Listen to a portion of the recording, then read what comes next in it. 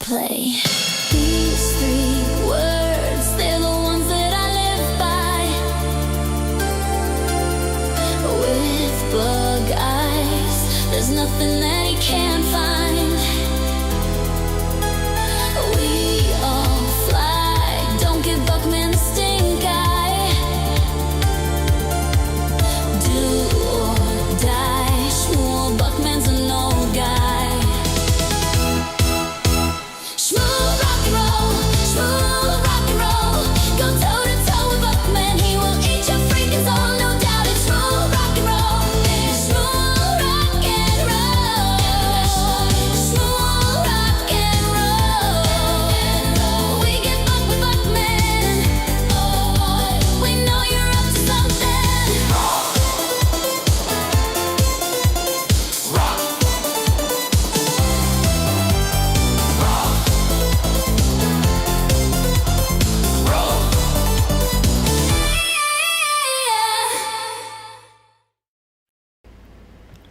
Hey guys, it's me, Schmuel Buckman. Sorry I'm so close tonight, but we'll adjust as we move along. Joining us shortly will be OgMumbling Nick.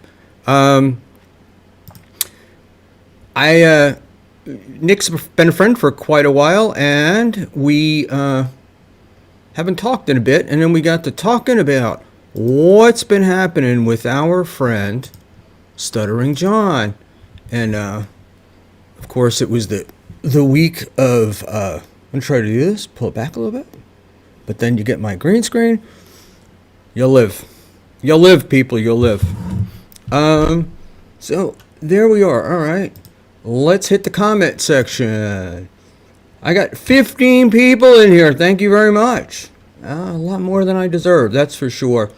Sam Bibley is here. Mummy Nick, Dr. Mabuse meets the money. Mint Diggity.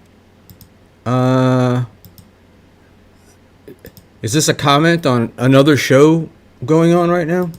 Brack. KB just mentioned you were live on MLC. You're getting close to getting on there. It's unreal.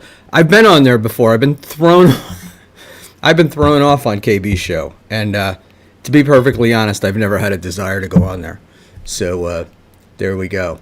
And he's still on Rumble, right? He's waiting to get paid, I think I heard. He wanted to get paid. MG082. Skull MG. I was going to spit, but I'll take that out. I must have got a little piece of tobacco in my mouth. Cigarette Jones. Schmuely. Hey, Cigarette Jones. How are you? Cigarette, you're going to let me know in the chat if my sound is okay. Different place, different mic. And Sam Bibley is chatting from exile. We'll have to find out how Sam got exiled. Nas Redna, salute my friend. Nas will be on, I think, in the next week. And check out his channel. Nas, unlike me, goes very hard in the paint, on the paint. It was funny because that term was used today, and I realized it seems like it would be on the paint, but I think in the paint means the area. So I got my ins and ons because it's on Long Island in Massapequa. All right. EZ123 roll call. Yeah, it's roll call. Rate Buckman's out of a 10. Is that what you fit? I don't even know what the hell you're looking at there, boss. All right. Cigarette Jones. Tired verse. Yeah, it's the tired verse. The tired verse, the panda verse, whatever it is. I just picture these guys sitting around going, oh, we got to come up with names. And then going, oh, man, that was good. That was good. Instead of just doing the right thing and popping on. So Nick, I asked Nick to come in about 8:15, so that's in a few minutes. And between now and then, let's get a little the housekeeping out of the way.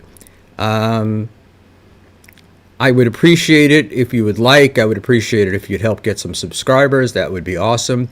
Memberships are available at $1.99, and I would appreciate those. We welcome people buying us memberships as well. That's very cool. So that's the membership with the like button. And then I put the shows up. The shows stay up after. Don't usually edit them unless somebody says very bad words. Brain fart. So if you would, just be so kind as to either comment on them or hit the like button over there. That would be very good. It helps us with the algorithm. And you know I'm new and old and I need your help. Cigarette Jones. That's a nice windbreaker. It was actually a pullover, like, I don't know, sweatshirt maybe? With 1/4 zip. Given to me for Christmas by my assistant. Jesus. I think I pay her too much money because she bought me so much shit. I think that would be great. Roy Cohn, can we discuss tort reform? Yes, on another show. All right. Thank you very much, Cigarette Jones, because that's what I forgot. I do not own a members only jacket. I have never owned a members only jacket. And they were popular at like one point in my life, but I never got it. And it also because the Gindaloons used to wear that all the time. It was a very Italian jacket. And I grew up in the age when the mob was the mob. And I went to high school on 2nd Street and 2nd Avenue, a little like in the Bowery, but right near Little Italy. So a lot of kids from Little Italy in there. And oh my God, the jewelry, the jewelry, members only. Again, the fathers would come in the big Cadillacs and pick them up with the members only jackets on and whatnot. And I just never wanted to be there now. There then, or whatever. But as far as members only goes, I got a new phone set up. Not in this place, in the other. And we're going to give it a shot this weekend. So I'm going to do members only. And we're going to try and see if it works. A test stream, as it were. And so we'll be testing the phone out a little bit. And see how that happens. I think it might be pretty cool. And then I have a plan on how to use it because we don't want to occupy the show. So there we go. Schmuel from Brock. Are you aware that you're high in disagreeableness? That's a great quality to have, especially in the Dabbleverse. We can talk about that, but I think I'm an agreeable person. I just I have a low tolerance for bullshit. So, which is one of the things I think I get annoyed at in the Dabbleverse is like, the 40-year-old men acting like they're children. So there we go. And you know what? Roy Cohn Esquire, ding ding ding. You're gonna get a gold star. Hold on one second.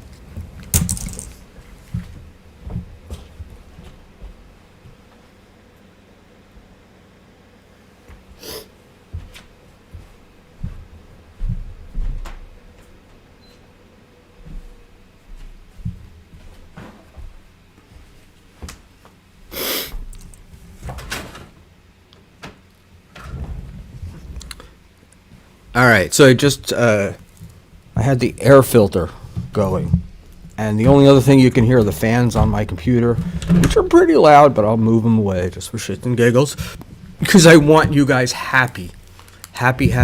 Is Unbanned Josh Denny fan here? Because there's my printer. I just noticed it. All right, so we got up, we turned off the air purifier, air filter, whatever the fuck it's called. So hopefully we have less noise. And I'm using a USB-C mic tonight, which I don't normally do. And It's an Audio Technica 2020, and I don't know that it. I don't know. My other one is a Shure, and I can control the noise on it better. Right? We can only do so much. Okay. Da, da, da, da. Da, da, da, da. All right. So members only. We'll do the phone calls. That should be interesting. And don't worry, you don't have to call. I have ringers, if no pun intended. I got ringers if that's gonna happen. And yeah, maybe I am a disagreeable fuck, but who knows? There is a way for me to do this. FN key. No.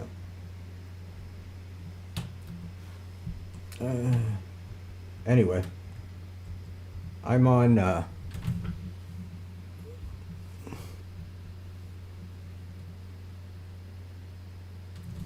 That's what happens.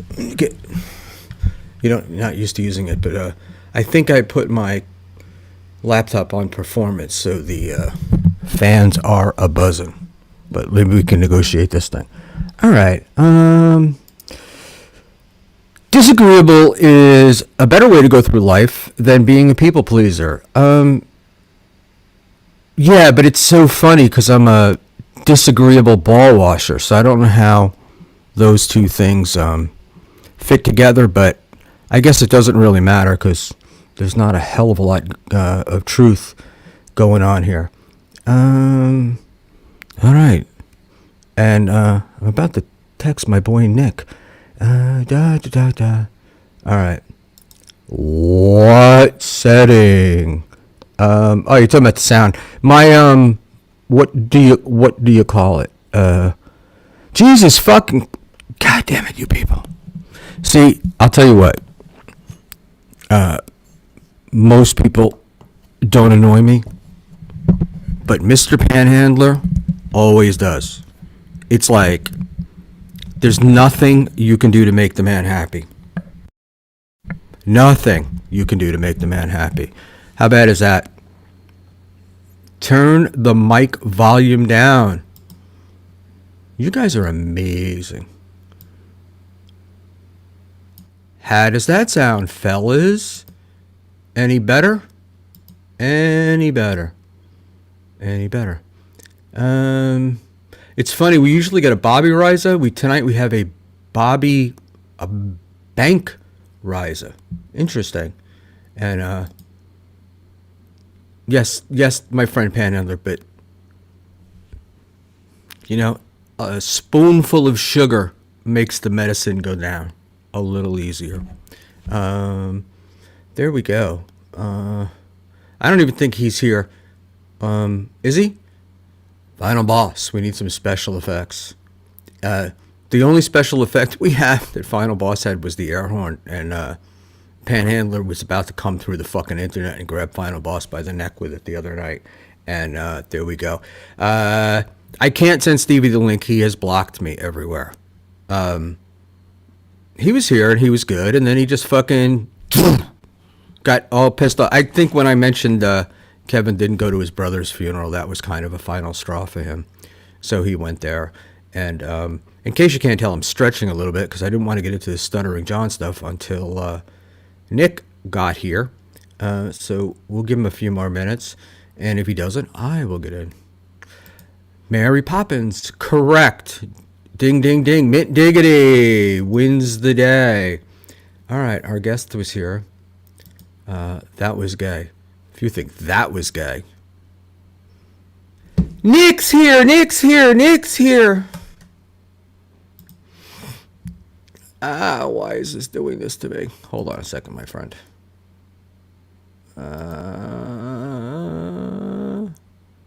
What a strange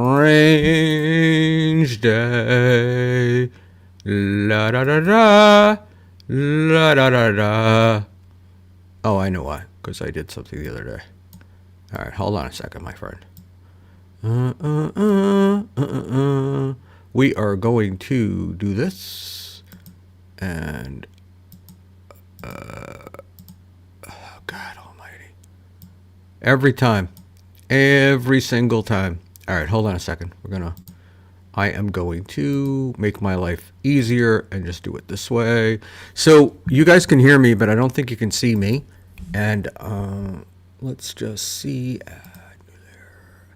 Dynamic grid. Perfecto. And let's pull that down. You still there, Nick? All right. And this is not supposed to happen. But when I added you to the scene, originally, it added you, there you go. It added you all by yourself in a big screen. So, and I know how much you wouldn't want that. So let's just go here. We're going to do one more thing just for shits and giggles. And there we go. But I did lose my background. I think I went a little too far. Did I go? Hold, please. Is this my... Yes. Okay. There we go. We're back. Background and everything. Beautiful, Buckman. Beautiful. Jesus. Beautiful orange. Yeah. Take some time. I like the orange color. I don't know why, but I bought an orange camera and an orange iPod and shit like that at one point in my life. Don't ask me why, but Mrs. B is always like, "Well, you really like orange," and I'm like, "Well, sometimes." But it just depends upon my mood. How are you, my friend? It's been a while. Yeah, long time. For a nobody, I used to turn down the link an awful lot. Of course, then I stopped getting it like I should. But yeah, it's been a long time, my friend. So I don't like to go on streams unless I feel I can add something. And Stuttering John, I guess I feel like I can add this. And we've had some good talks off screen about John, and I did like how you handled them the other day. So I'm looking forward to talking about Mr. Melendez. So I did not see John's show the other day, but it turns out that a certain liquid fella that guy has it up on a alternate platform, and so I was able to watch it today, and I could only get through John's monologue and a little bit of Dan. But it was, and oh my God, it was like the amount of ball washing that Dan's doing. It's like, I don't know if he believes what he's saying. But it's almost cruel, because it's like, you're making this guy think that, he's something that he's not, but then who knows? So, and hold on, our first super chat of the night. I'm trying to fix our view here. The Tommy Jordan, what's up, OG? Thoughts on Luke 4:4 face reveal? I have no idea what that's about, but I'm assuming it's Luke is not Luke chapter 4 verse 4. No, on April 4th, Eckel will be doing a face reveal stream. He kind of wants to get it out of the way before Hackamania, so you all kind of know what he looks like before he gets there, I guess. In case it leaks out, he kind of wants to get ahead of it, I guess. So yeah, on April 4th, we'll finally get to see what the fucking pineapple looks like. So. Is he hideous? You want to know what's funny? He's seen me. I have not seen him. I actually still do not know what he looks like. There's been a couple of times he's like, if you stick around, I'll show you. And then I never stick around after the stream. So it's going to be new for me too. Yeah.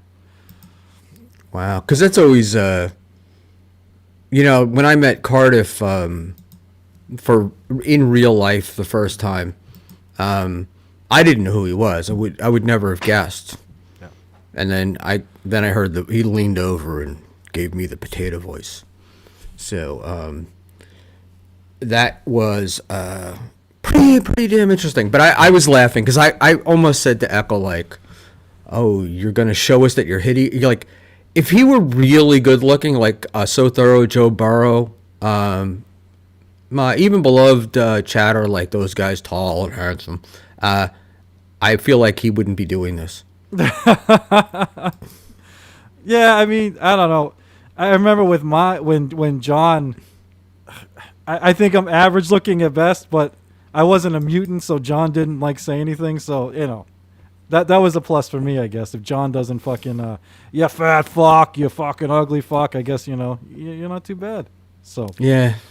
And Johnny Boy is not what do you call it? He's no stud himself, though. You know what I mean? Like, in some ways, like even though we mock his hair, he's got decent hair for a 60-year-old. I'll give him that. And other things, but he thinks he's a fucking stud, and I don't know what the fuck. yeah, I know that's the funny part, right? He thinks he can still get younger women, or should be able to get younger women, and women should be flattered that he's fucking masturbating to them and all this shit. And I don't know. I mean, I don't know if you were listening before you came on. He was all over Sunflower Dragon tonight. Oh. I have to be honest. I rarely, if ever, listen to his show. And only because we were doing this tonight, I thought, well, I should give it at least a listen so I know what the fuck I'm talking about. Because I didn't know anything. All I heard was after the stream I did with him and Hughezy was he was on his channel raging about me. And then the next night, somebody said he went on and he had his background, his thumbnail or whatever, was of me, like he made it looks like Dan probably made him an AI thing. Yeah. And I was laughing because it was almost embarrassing because he made me like tall and thin, taller than him. And I'm like, oh, somebody didn't, I don't know. So I never know if this stuff, I don't know if Dan's trying to make, lure him in or what the story is, Well, it was funny the other day, like the day he was on with you and Hughezy and shit, and then did his own thing. It was like, I don't know you, Schmuel. Then he knew all this stuff about you. Then he didn't know about you again. So it's like, I don't know. He's all over the fucking map with you, man. He shut up when I said to him, oh, Dan gave you the briefing on me because you didn't know who the fuck I was 24 hours ago. Yeah. And the highlights. But look, man, it's very funny to have somebody who's been divorced as long as he has and has the divorce records that he has to judge somebody else's marriage. That's what I thought was funny. Yeah, and your sobriety, which was what got me fired up. Like, oh, I was just like, I got a wife. I don't care. That doesn't really, I don't give a shit about that. But, I've never said I went to AA. I've always said 12-step. Yeah.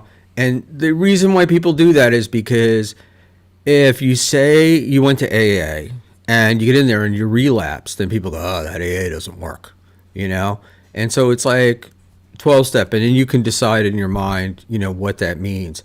But whatever. It's like, yeah, and then they went on, Pat's a sober fella too, not sharing anything out of school. And it was very funny because it was like, we were the problem, not the guy that sits there and drinks beer. So I thought that was pretty funny. Yeah, the whole, I mean, even fucking Hughezy laughed when John was like, I never go on stage fucking drunk. I don't do my, like, John, we've seen you do stand-up. I've never seen you do stand-up sober. I've seen you downright fucking slurring your words on that fucking stage. I'm not judging that's the part of me I feel sympathetic for John because of his alcoholism, but he's in major denial, and then he judges other people like, oh, you couldn't control yourself, Schmuel, so you went to AA or whatever. It's like, you can't control yourself, dude. When you're literally going, I'm having my first beer and it's 4:20 p.m., it's like, all right, I haven't had a beer in fucking 12 years, dude. Like, you can't make it till the afternoon. That's, you got a problem. And then to judge other people for it is, I don't know, it drives me fucking nuts. The alcoholism and the going after other people for their drinking. Yeah. Look at this, Victoria, not Victoria 444. Oh boy, SJ is bad. Yeah, I mean, we're rehashing some old territory, but the guy's got a lawsuit out against people I like. He has other people doxing people. He's not a good person. And, you know, there it is. And he went after old Schmuely boy. So I've got to stand and fight. I noticed the other day, like it's kind of, I don't know, I felt this one a little under the radar, but the same night that John and, how you doing, Ashley? John and Ashley and Ava were fighting with holy shit, Keanu and Gino. Right. That was the same night before that where John and Ava had a little fight when Ava was asking John not to strike channels or take strikes away. And when Ava told John that she knows how it feels because she's been attacked for being trans or whatever, and he flipped the fuck out and was like, how many kids have you got? You don't have any kids, so you don't know how it feels.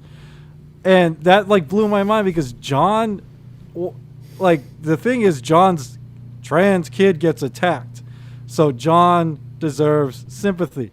But now Ava, a trans person who gets attacked for being trans, John doesn't think she deserves the same amount of sympathy he does, which tells me that John thinks he deserves more sympathy than his own fucking kid when his kid gets attacked. And if that's not fucking narcissism, I don't know what fucking is. It's and the relationship he has with those kids, right? Like that's the other part of it. And unban Josh Denny fan, sorry you came late. You did miss the printer. The printer was on screen, and maybe it will be later because my camera's following me around.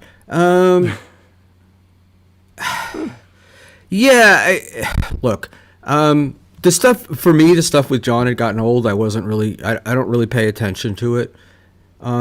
And all, but like lately, he's been, I don't know, I guess he bubbles up every now and then. And so, and that's where, and he bubbled up into my world, which I hadn't expected, to be perfectly honest with you. I didn't go in there having a fight, and I can, without reservation, say I was not receiving texts from Shuli and Carl during the show. And everything I went over, everything I said was proven. I mean, it's not like these are not like, they were facts. And I did tonight, he was talking about, he only has, maybe 3 or 4 beers before he goes on stage. Because, you know, it helps him with his stutter. He's got either stutter or OCD, and they seem to be very convenient with those things. But the one thing I did not get to mention to him the other night was he didn't tip the people in the green room, which is customary. Right. Yeah. You know, and but there we go with that. All right, here he is. We're adding in. Hello, boy. Yeah, I gotta go. All right. Sounds like fun. See you later. He was on with Dan earlier, so I think he's probably, what do you call it? I would imagine that he's was shitting on me, and now he doesn't want to face me. He's actually mad at me, but that's an entire... Well, we can get into that later. So, like, tell us your thing, what he did to you guys, and which is the genesis of the mask, right? Yeah. So, when I first came in, I didn't know what the Dabbleverse was when I first came in, so I wasn't hiding anything at first. Then I started seeing shit that happened, so I got a little more, conservative with things, and I tried to get on John's political show. That was my whole stupid thing. That's all I wanted to do. And, he didn't trust me at first, which I get because he's been fucked over by a bunch of people. Didn't matter how many, didn't matter that Clay vouched for me, Rob Saul, Ava later on, but, all that shit. And, long story short, he kept saying he would, then he wouldn't. And every time I get close, somebody would one of his minions would make up something about me or whatever. And finally, these fake Mumbling Nick and fake Clay Dabbler accounts showed up and started super chatting John all these awful things about his fucking kid, about him, and he knew they were fake because Clay told him they were fake, but didn't stop him. He still did the I know who you are, I know everything about you, I know your wife, kids, whatever. And it was ridiculous. And then that went on for weeks. And then him and whoever, doxed some of my info. He put my picture as his fucking green screen in the back. It was kind of funny because he fucked it up so bad. He was like zoomed in on my face. So he doxed me, but not very well with the picture or whatever. But yeah, so what I get fired up because he always loves to say he's never gone after anyone in their family first. He's always retaliating. They always draw first blood. And with me, that's fucking simply not true. Not only have I always defended his kids, to this day, I've never said a bad word about his kids. He actually, during that whole thing, he took Clay's wrench away because Clay blocked the fake Mumbling Nick accounts that were super chatting him graphic things about his trans kid. But because the fake Nick accounts were doing it in $2 and $5 increments, John's like, that's unforgivable. It's unforgivable, Clay. So he took his wrench away and brought him back. So John will choose $2 and $5 super chats over his fucking kids as well. So that's why whenever he gets like this every so often, it fucking, I don't know, it gets my blood boiling a little bit because I'm like, dude, you are so full of shit. And as a father, I can't imagine. It's like, how can you choose a $2 fucking super chat over your fucking kid, you fucking piece of shit? He's awful. Awful. Yeah, he does get my blood boiled. It's really funny. In most of the Dabbleverse and most of these people, I couldn't give a shit. You know? Like, they say stuff, mean, nasty, whatever. Fucking, who cares, you know? Yeah, right. Or even like I watch somebody and they're a fuck up. I don't care. Like, I don't know why. I don't care. But this guy, he actually makes like, I viscerally, you say blood boil, and I mean, that's an appropriate term. Cigarette Jones, Carl said he wouldn't let you sit at his lunch table, Schmuel. Yeah, that's what he's saying because he knows I don't want to sit at his lunch table. That's what, that's what people do, but it's all right. I'll sit at a lunch table and have fun, and Carl can sit and be with his boys. Hold on. I'm sorry. No, you can. Oh, there we go. I can't even speak. Schmuel, why is Hughezy allowed on your show after going on SJ's show? When did he go on SJ's? I know he was on with Danny Boy, so I don't even really know. I probably talking about he was on with like it was him, Aussie guy, and Will Heron. Like that was days ago. But that was pre what I did. Yeah, that was before. That was before what I did. I never intended that to happen. I don't know, but I think what happens is he just annoys me so fucking much, And the other part of it is like the argument is not the argument, right? The argument was, or originally, does Pat Dixon have the right, or is he credible enough to say something to Stuttering John, right? And I 100% think he is. And John's answer is, you didn't do this, you didn't do that, you didn't do this. And the logical conclusion is that if you hadn't done it, you can't judge it. Am I correct? If that's what he's thinking. Yep.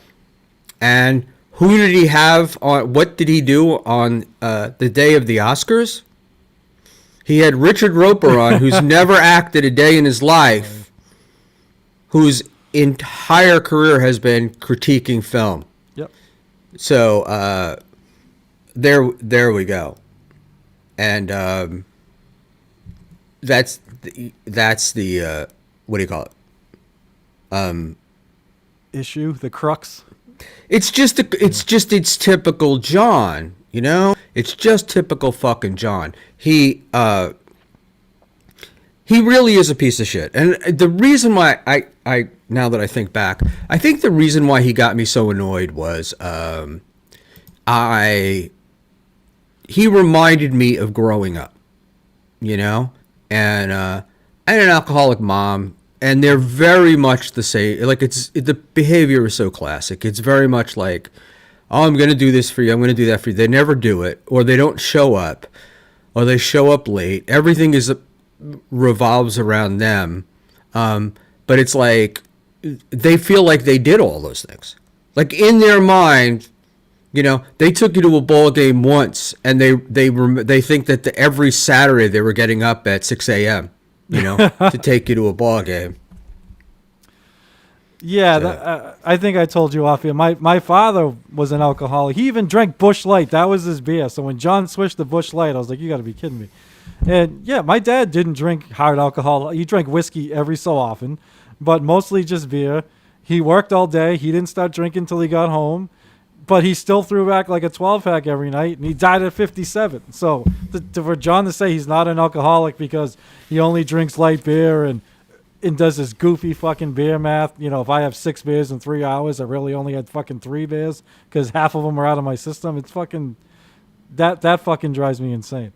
And when you were just talking about John, talking about the, he did this, he did that in comedy, and Pat Dixon didn't, so he can't. I am also sick of John thinking everybody has to do what he did, or everyone, like, that's what matters. Like, how many arm wrestling shows did you host, Schmuel? How many places did you headline? It's like, John, not everybody wants that shit. Like, how many businesses did you start? I mean, Schmuel, I believe you started a business.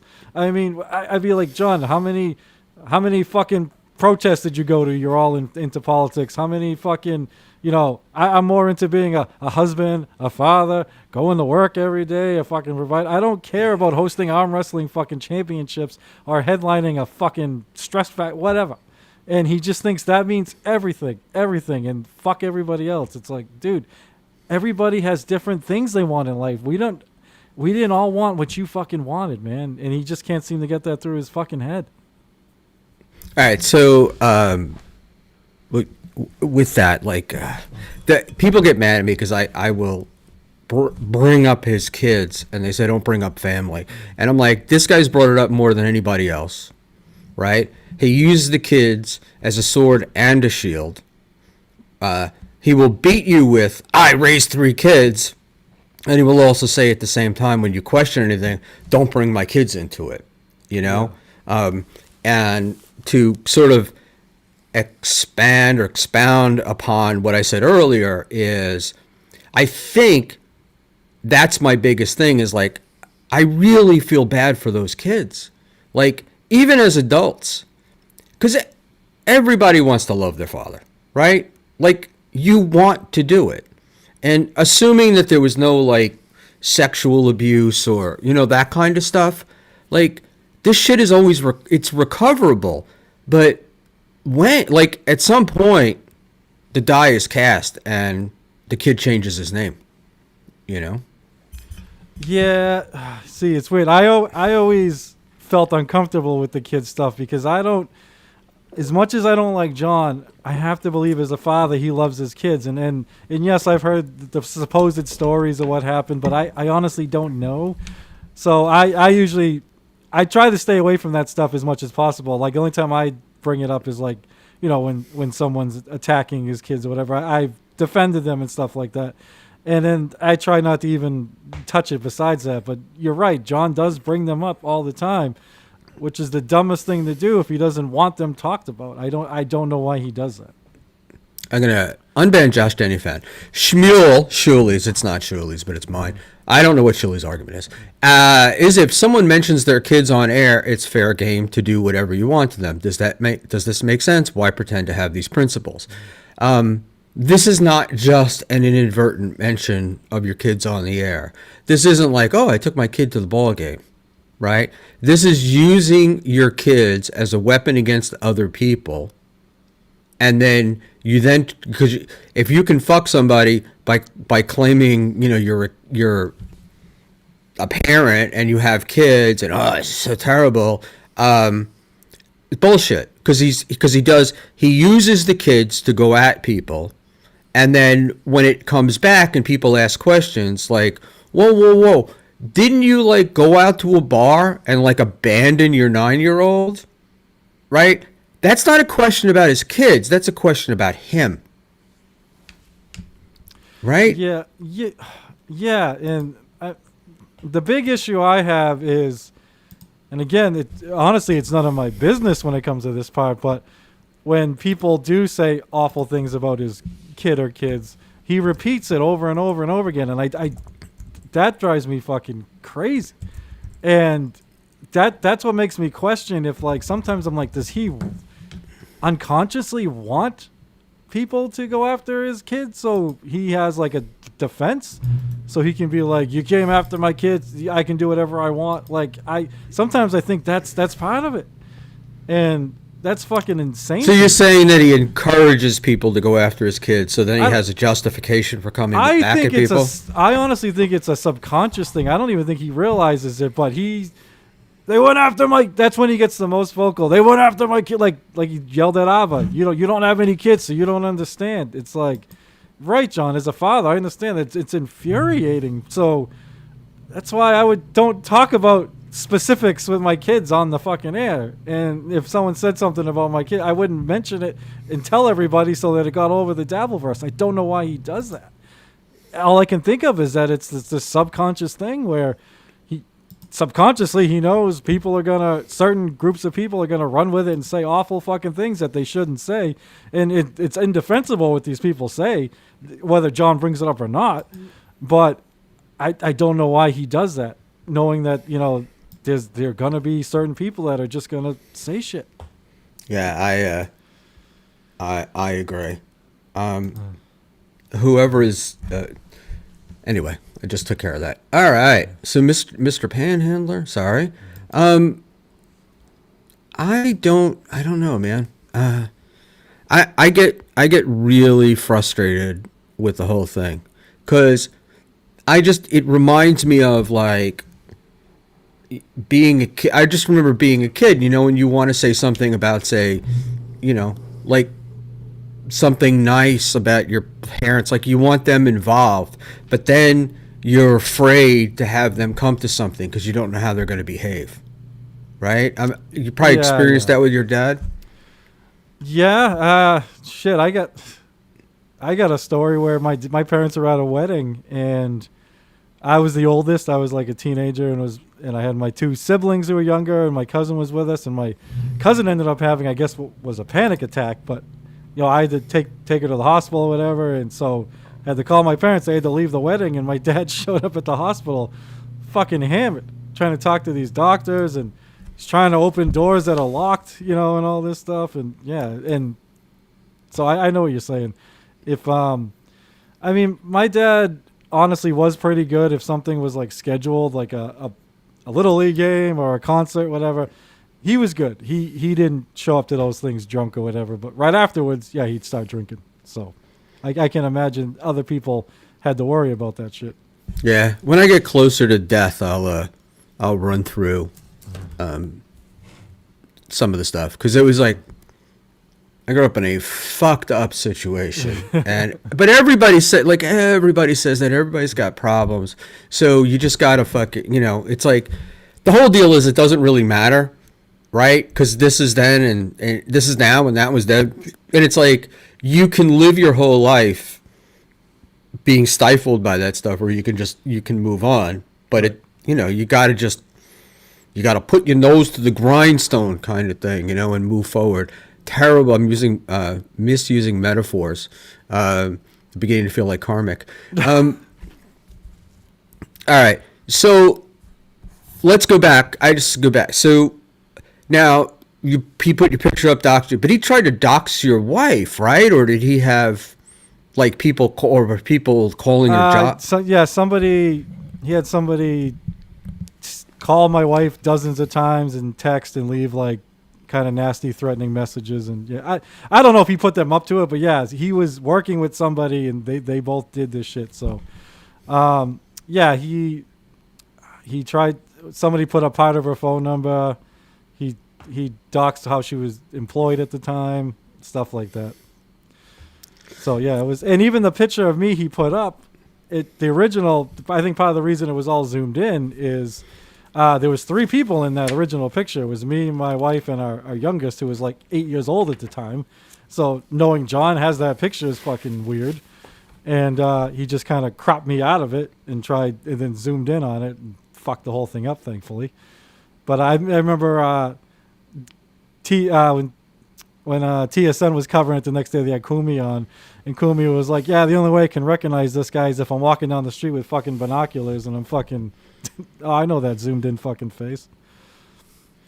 I got it. I'm sorry. I'm missing. I wanted to see if I could find it. I have. Oh, here we go. Ashley Cummings and Schmuel Buckman both grew up with silver spoons. Don't let them tell you differently. Jerry, you're ever in the big city here in New York? Come, I'll give you a tour, and then you can decide where I grew up. Even though the neighborhood that I grew up in has become much nicer than it was. When I was a kid, it was kind of desolate. All right, hold on a second. I saw some. Oh. Jarbees, I love you, but it's T-O-O. Thank you. Genta brings this up. Vegas Jerry is his lapdog. Yes. All right. So 2 things on Vegas. Number 1 was I've been in the Jerry crossfire this week, right? Unsurprisingly. And I looked at his Twitter profile, and it's like beer distributor and former New York attorney. So I'm like, how does one become a former New York attorney to sell beer? There's, for a guy who's out doxing people and shit, it seems like there might be a story there that you might not want people to be talking about. Did you see the other day when he literally called while John was on air and you could hear him and he's like, "Hey, John, give me KB's phone number and I'll put it on X." And John's like, yeah, that's the way we're going to have to go. And it's like this back and forth. Like, don't get me wrong. Like, I have to defend John, like, here. As I said before, whatever people say about his kids, it's fucking wrong, no matter if John brings them up or not. And people going after his mom, it's fucking wrong. Just don't do it. But then John tries to justify it by when people are like, "Oh, they did it first," and it's just gonna keep fucking snowballing, and it's fucking insane. And I don't know, John. I don't think KV's the guy you want to fucking get in this fucking battle with either, because he doesn't seem to have much of a filter with this shit. So I don't know how far he's gonna end up going. Yeah. So in a subtle but important difference, I realize with me, I don't attack his kids at all. Like, I feel bad for them, and I've never said a bad word about the kids. Just responses from kids to his behavior. Yeah. And look, and and everybody knows like stuff, but so to say, well, we're not gonna, everybody knows everything, but the kids. You could just imagine if this was your dad, imagine how you'd feel, Yeah. I don't know. And, cause I've seen a lot of guys do a lot of things, but I gotta tell you, he really does like deny the alcoholism and the drinking and stuff. And, that has got to have messed up those poor kids, right? Yeah, I mean that's addiction messes up any household. Alcohol, drugs, absolutely. So I'm always torn on that because I understand addicts. They deny a lot of times, and every so often John will admit he's an alcoholic. He does the functioning alcoholic thing, but when you have to. When you feel the need that you have to tell people the last time you had a beer, or it's this o'clock and I haven't had any alcohol yet, like, dude, you have a problem. You like when he was on with Dan, how many times he's like, "Hey Dan, I'm gonna get up and get a couple beverages." He was grabbing like 2 beers at a time, and he wants us to believe that he was at Rodney's for hours and he only had 3 beers before he went on stage. Like, bull fucking shit, dude. No, and we know that. Look, we know from what the club owner was saying that it was at least double that amount, and and then look, the next night, it's not just people making up these stories, right? It's like Keanu telling the story of the next night, every event he's ever been at. When I met him in Atlantic City, he was fucked up the whole weekend. and it was like, the thing is, like, sometimes some people get drunk and they know, like, not to say, like, they know not to say anything, you know? But there are other guys that get drunk and then they pontificate and they tell you everything. And it's like, I'm sitting there watching a guy who's wearing Vince's sweater, which is too small for him, and stains all over it, and telling us how great he is, you know? Yeah. It's like, it's very, very, very frustrating. What do you think about the guys like I'm not going to use the word ball washer, but these people that are sidling up to him? What do you think that's about? Do you think that Ava is trolling him, or is she a true believer? I don't. What's funny is Ava's the one I have like in a personal relationship with, and I don't know what she's doing. I've gone back and forth on it. I thought she was trolling him at first. Then I got to the point where I don't think she's trolling him. I don't know. Like, I try to remember when Clay Dabbler actually used to be kind of like he wasn't a John guy at first. He was a John. He liked John. He liked TSN. He liked them all. And then he became a John guy because something happened at some point. So I don't know if something happened with Ava too, where TSN or somebody in that group did something to her that rubbed her the wrong way. So she went 180 the other way. I don't know. That one boggles my mind because I've had a lot of intelligent conversations with Ava about other subjects, and she usually doesn't go all in. Like when we have political discussions, like she doesn't go all in on a certain party or a certain fucking politician. You know, she calls out all sides, kind of like I do. So I don't know why John can't do any wrong in her eyes. Like it doesn't seem to fit the rest of her personality that I know. So I don't know what she's doing there. Dan, I'm actually entertained by what Dan's doing at the moment. Because if John's just gonna keep falling for this shit, I mean, Dan's, he's always a contrarian anyway, so he's doing what he usually does. The one I find interesting is Dicka. There's a part of me that thinks Dicka's fucking with John half the time because he tells John to get certain guests on, and then the guest will fucking say shit that John doesn't like, or play certain videos, and John's getting trashed in the video sometimes. So I don't know. I think Dicka's like playing like both sides on John here. I think he's having a little fun with John. So he's the one I think maybe like trolling John a little bit. So yeah, let's keep Dan to this. Hold on to him for a second. I want to do some chats. We've been sort of unban Josh Jenny fan. If you don't let your brain become fully cocked into believing any of these Dabbleverse hosts are better people than the others, everything becomes easy to understand. I disagree. I mean, I've met these people. I've met all of them, right? And they're different people, and John is a delusional little hack, And honestly, though, every time I see him, I just see how great I was. My mom, towards the end of her life, was telling me what a great mother she was. And I kept wondering, where was I? Look, that's why I went into the Air Force, was because it was the day after high school. Because as soon as I could get out of town, I got out of town. I was 17 years old. All right, let's go. There were some other ones. Holy crap, your father's an alcoholic. You start wearing a mask. Yeah, that's what that's the reason why. He's ashamed. He's been dead for 13 years at this point, so that's not the reason, but thanks. That's pretty funny. All right, so this, what do you call it, is a question, but we're going to do some more chats, and this is one we're going to come back to. All right.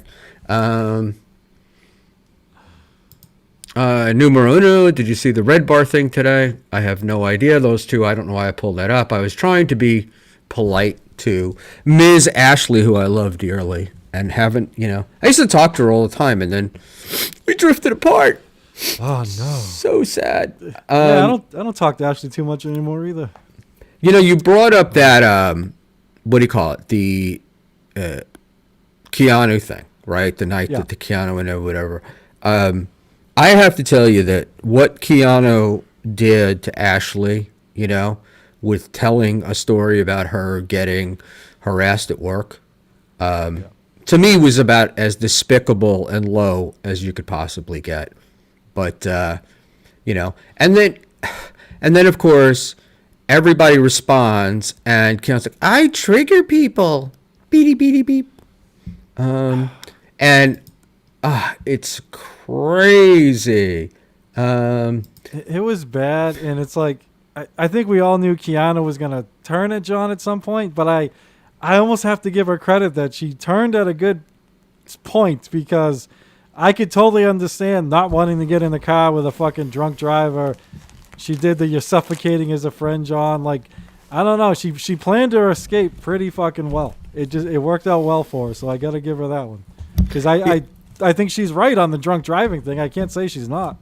Well, sometimes escapes are planned, and sometimes they're forced upon you. And I think that she just literally had enough, And because the other thing too is, that place was in Jersey. They live in Harlem. It's an hour ride.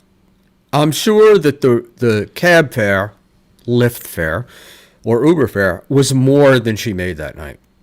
Oh, I'm sure. Yeah. And it's like, I'm doing you favors. You weren't doing any favors. And I saw the video of the performance, and John went from being at Rodney's with balls of steel, apparently, to the next night just doing 30-year-old jokes. And, I'm married. Is anybody here married? Anybody married? You haven't been married in 13 years. And the little baby you're talking about is, at Harvard. All right. Volkerstein57, Anonymous sucks. I realize that Nick's mask is triggering you. But Nick was a victim of an SJ doxing, and he's got a family and a job, and it needs to be protected. So, and be thankful that he's upgraded his mask so we can actually hear him. There we go. Go ahead. No, you go. Go ahead. I was just gonna say with the Keanu thing, something else with John, and not that I'm defending Keanu here, but I hate John. It's such like and sorry for the political term, it's such a Donald Trump thing. When someone is good to him, they're the best, and as soon as they're not, they're the worst. And now Keanu's this OnlyFans fucking porn star, and it's like, John, it either bothers you or it doesn't. Either she's a whore or she's not a whore. How she treats you, or she's a whore and you like her. Go ahead. Right? It doesn't matter. Like, I just hate all of a sudden now, like Mr. Liberal. If you're gonna start judging people for sex work, you don't judge them when they're on your side, but as soon as they're not on your side, they're a whore. And it's like, dude, pick a side, and that's it.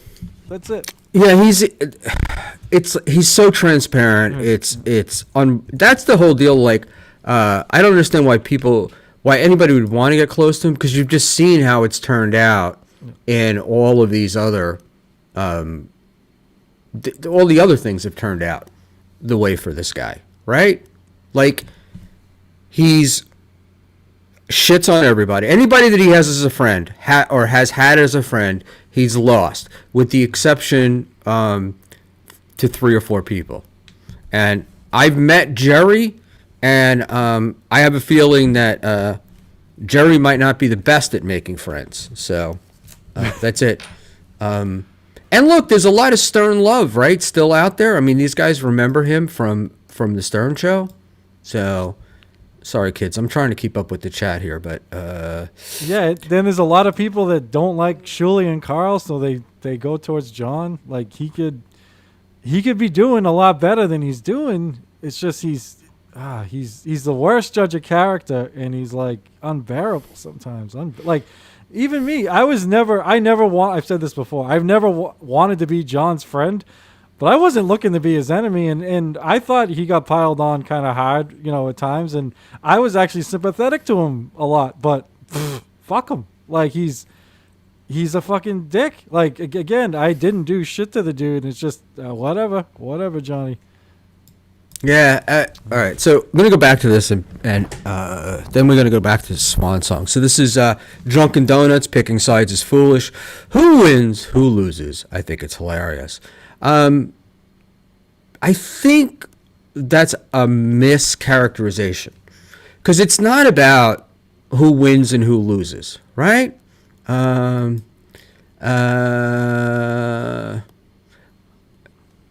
Jeez.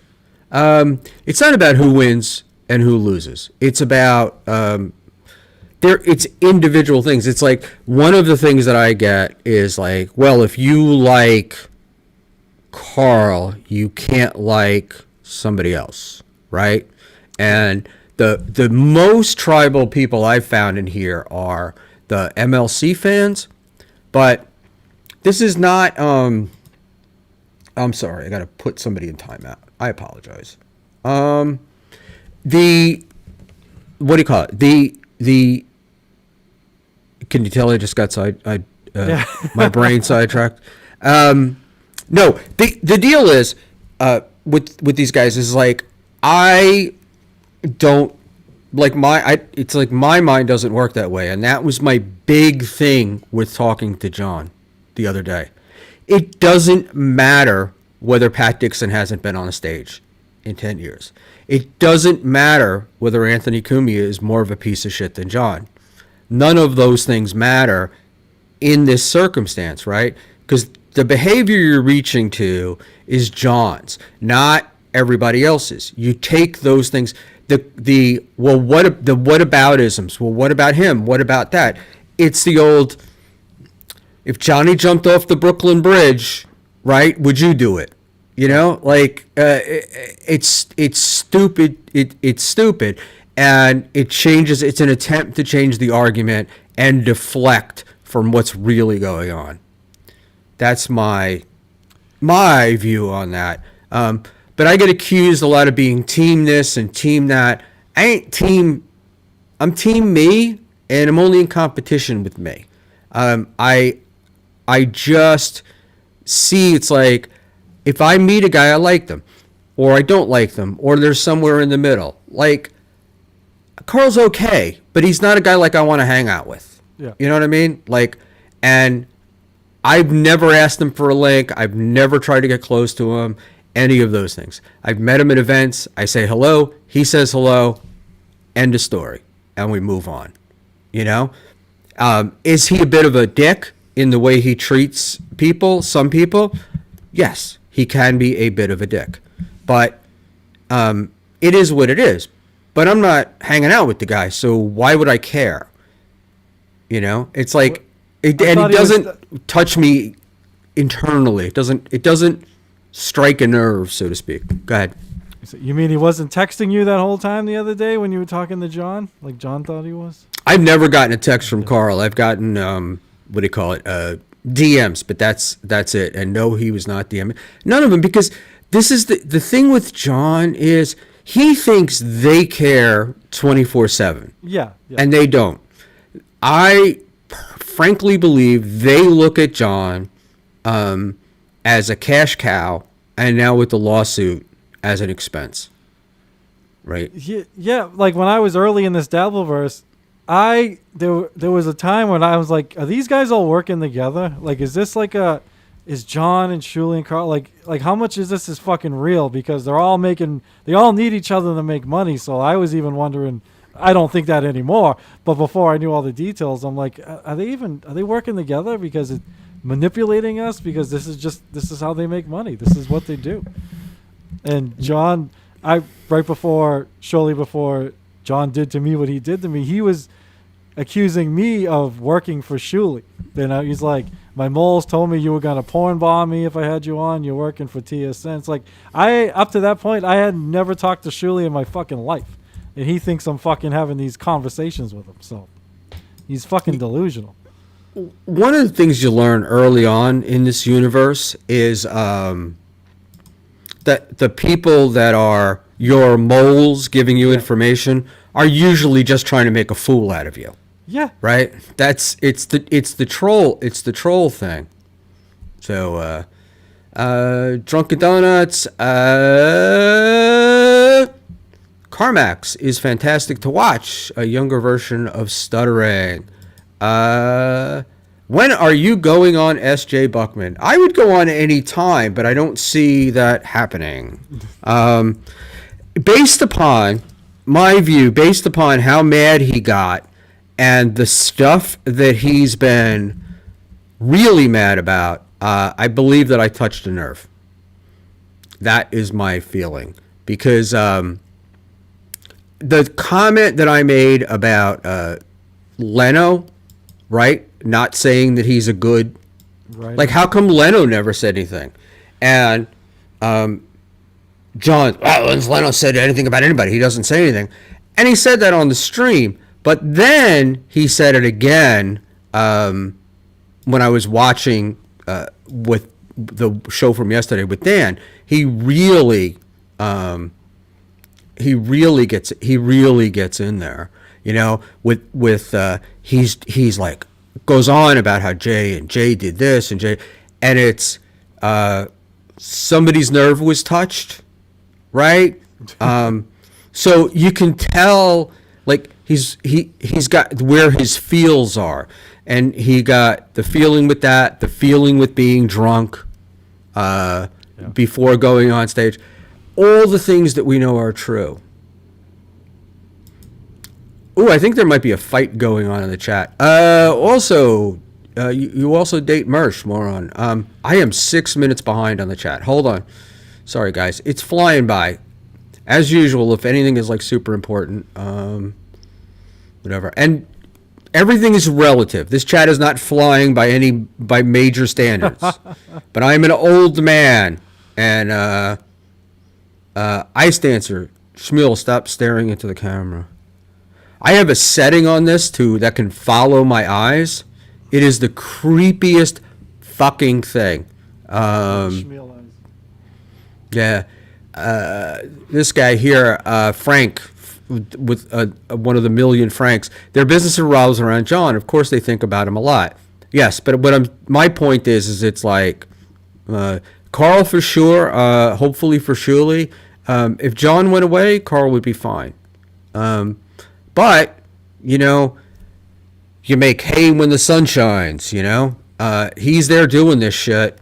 The people love it. You got to go there. You got to do it.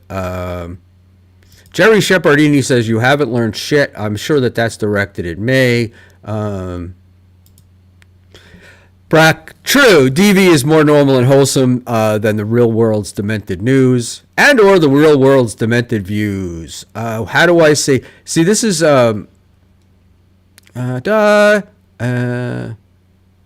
right. Unbanned Josh Denny fan, who gets way more attention than he deserves. But yes, Schmuel, you're right. Carl sees SJ as a cash cow. He needs the subject to be entertaining. Watch Red Bar Josh Denny segment. Then the recent Melton Josh Denny segment to see the huge glaring difference. I have no idea why I would or why I would even care. Schmuel, you have a filter on. You can't lie to the chat, Haas. I do not have a filter on. I have a better camera.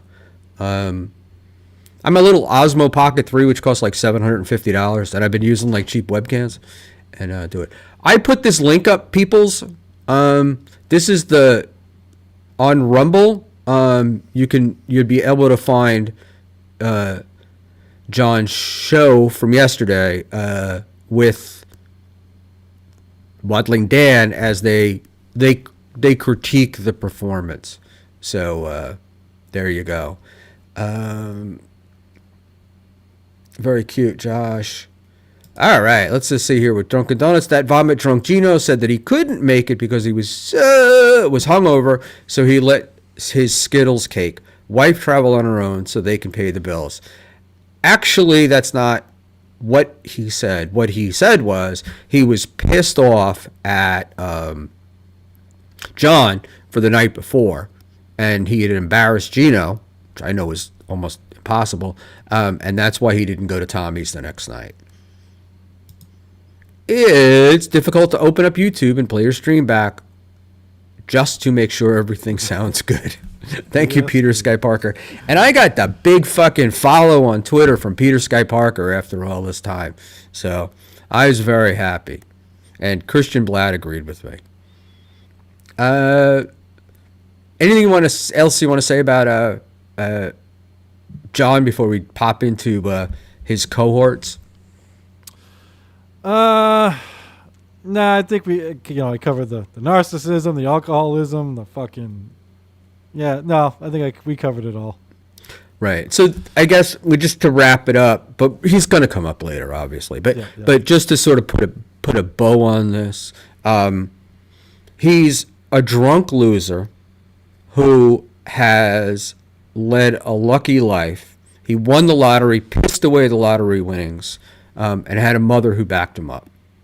And he was shit to his families. He was shit to his kids. And there you go. And it's interesting because he's just not well liked, like anywhere, you know? And this stuff about being a comic. So he was today, or in this stream that's the link I posted, he talks about, oh, what do you mean I'm not a comic? And then he goes into how he gave all these guys a start, you know? Yeah. I helped this guy, I helped that guy. So somebody put it best the other night. He is a novelty act. He was there because of his association with Stern. That's basically what it was. That's what brought the people out. It is not because of his great comedic ability. And I found out later on that night that he lied about the Las Vegas stuff, where he said he had performed in Las Vegas, I don't know, 2024, 2023, something like that. Well, it was 2017, and it was Reno. It was not Las Vegas.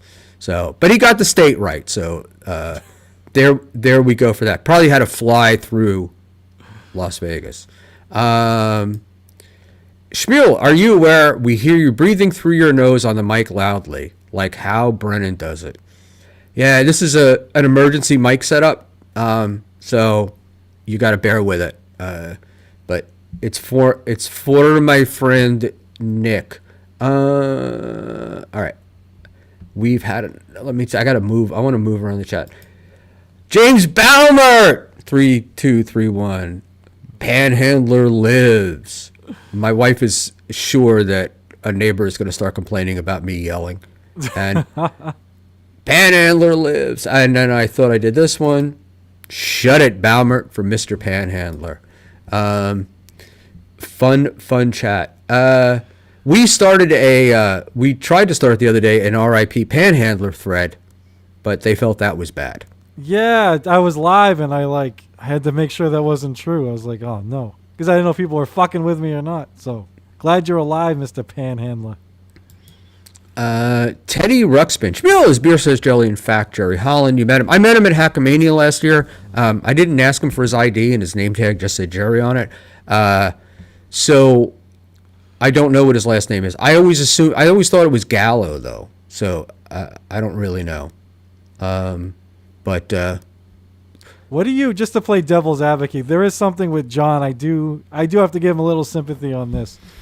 When he left the Dabbleverse this last time and was doing the conventions and the stand-up or whatever, I did think it was a little fucked up that every time he went to do one of those, somebody was recording, taking pictures, whatever, and then either giving it to TSN or WATP, Julie did say, John, go, we don't need you. So when John left, anytime he did something, they kind of incentivized people to record it and take pictures and give it to them. So I kind of thought that wasn't very cool. I get it.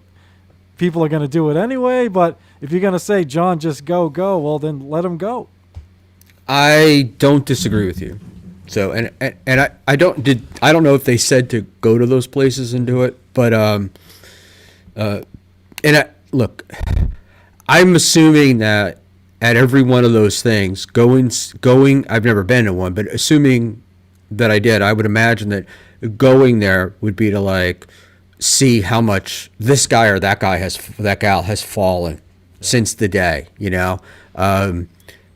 like back in the day when people would go see Fay Ray, who was the beauty in King Kong, and now she's 73,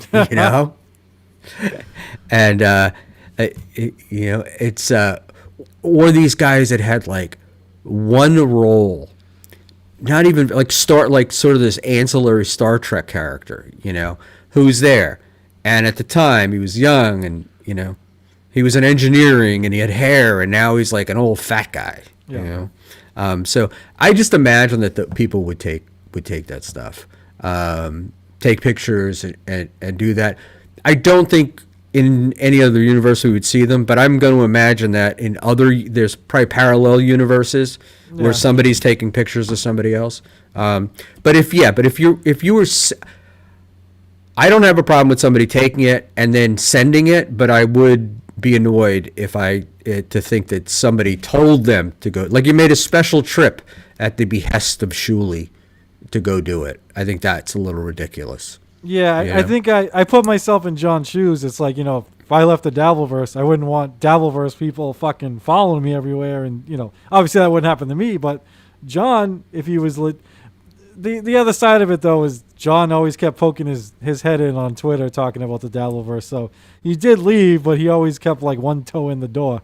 But yeah, I just more thought like Schmuel, especially Schmuel, was emphatic. You're saying you're going to leave, just fucking leave. And then the guy wasn't.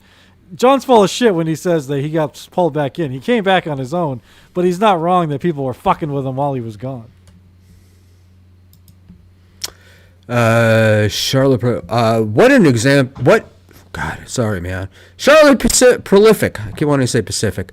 What's an example John bragged to you about to AC? Was he pontificating to a group of you all? He did. So when you would like talk to him and he would tell you, he would go into the thing of, this Atlantic City brings back memories, and he would tell the boxing story with at Trump Tower and winning, and just it. And it was like sort of advice-ish. I don't know how else to explain it. And that's when I found out later on he had done the in the Uber, I guess he had told the driver, somebody recorded him, but he was telling the driver all about Trump Tower and his glory days back then. And then at the event, the only event that really happened was the Tennessee Beer Hall, the comedy show at the Tennessee Beer Hall. And no disrespect to the comics, but they sucked. Right? So the first two people to go were Keanu and Tony Mazur, and nobody was paying attention, and I kind of felt bad for him. I felt bad for Tony. I didn't feel bad for Keanu, because Keanu, it's like, it is quite amazing. She's got all the confidence in the world.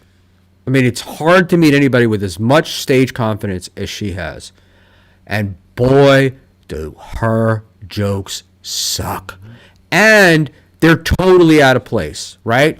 So you're in the Tennessee Beer Hall with dabblers, mostly obese men like myself at the time, all pie-eyed and shit, and she's speaking about her joke was about flying back like in first class or something on a plane from France. And I said to Daddy, and you're like going, the fuck, and it was awful, but she just kept going. So anyway, she gets off the stage, and then John stands up, and he comes into the middle of the room and says, I just want to say you've got really great comics here, and, it would be really behoove you to pay attention, because they would be, they're and it was like, he was just waxing poetic about comedy, as if we had the comedy legend in the room, and he walked up. I don't know. It would have been like if George Burns came up and just like, it's like 100-year, old guy, and he just gives his thoughts. So yeah, there was a lot. There was a lot of that. But he does. The thing with him though is he does have a small crowd. He has an amen chorus. So whatever he says, they're gonna be amen, Johnny, amen. And so yeah, and you know, and Vince played that well, and you know, and what do you call it? What the hell is his name? Wheelchair walk. I don't know. Dan, I guess. Oh. And Yeah. right. Hitman Dan. Hitman Dan. Those, you know, those guys, and it's just like, you know, they inflate his ego, and he doesn't need. It's like, you know, most people are like, if you got 30 people telling you you're good and one person telling you you're bad, that one person hits you. Yeah. John, it's the opposite. 30 people could tell him he's shit. One person tells him he's good, and look at that. He's all, you know, doing the peacock walk. And If he had just a little humility, like he could, people would look at him like so differently. If he was just like, yeah, you know what, I caught a lot of breaks, you know, but I was able to capitalize on it.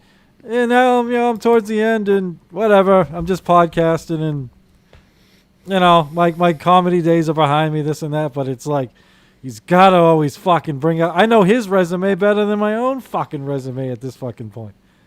And he just keeps, that's his whole life. And that boggles my mind.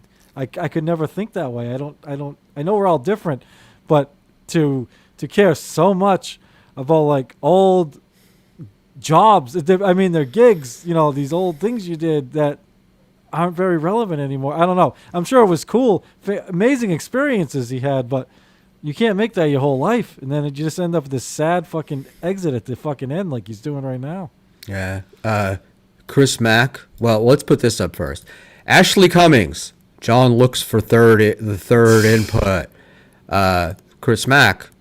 Anal stinks. Yeah, I've heard it smells like shit. Sorry about that. So, see, Chris, I know, Chris, I don't want to, he was in Nuns with Guns. One of Dan's owns last night was, that John has an IMDb and blah, blah, blah. And then it turned out there's like 3 or 4 other people in the Dabbleverse whose IMDb, literally tops John.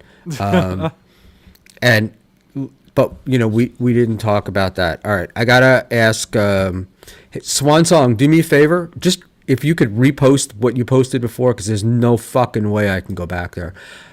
Swan Song 70, I wrote it down, but I don't think it's an accurate transcription. SJ officially jumped the shark when he said the women at the Rodney's gig got moist looking at him. Can't even watch him anymore.